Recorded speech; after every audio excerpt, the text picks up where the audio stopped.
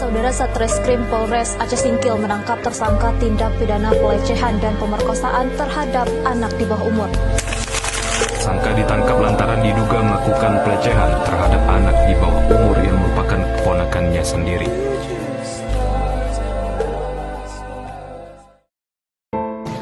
Anak adalah titipan dan masa depan bangsa.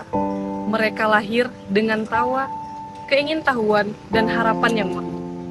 Namun, di tengah kehidupan modern yang semakin terbuka, masih banyak anak yang menjadi korban pelecehan seksual. Kasus-kasus ini seringkali terjadi di lingkungan terdekat dan dilakukan oleh orang yang dikenal ataupun yang dipercayainya. Ironisnya, sebagian besar korban tidak berani berbicara karena rasa takut, malu, ataupun ancaman dari pelaku. Pelecehan seksual terhadap anak bukan hanya melukai tubuh, tapi juga menghancurkan jiwa dan masa depan korban. Trauma yang mendalam dapat menimbulkan gangguan psikologis seperti depresi, kecemasan, atau kehilangan rasa percaya diri. Anak yang seharusnya bermain dan belajar justru dibayangi rasa ketakutan dan rasa bersalah yang bukan miliknya.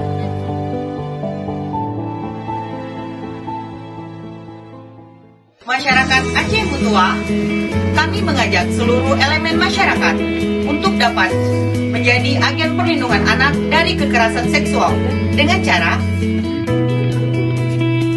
Memberi edukasi seksualitas sejak dini dengan mengajarkan anak tentang bagian tubuh pribadi yang tidak boleh disentuh oleh orang lain.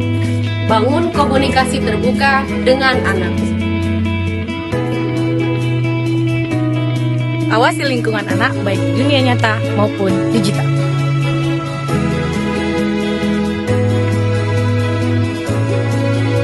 latih anak untuk berkata tidak terhadap hal-hal yang tercela. Perkuat peran sekolah dan masyarakat dalam memberikan wadah dan melaporkan apabila melihat tanda-tanda kekerasan seksual. Penegakan hukum yang tegas dan pendampingan psikologis kepada korban. Masalah ini bukan hanya tanggung jawab keluarga korban, melainkan tanggung jawab kita bersama.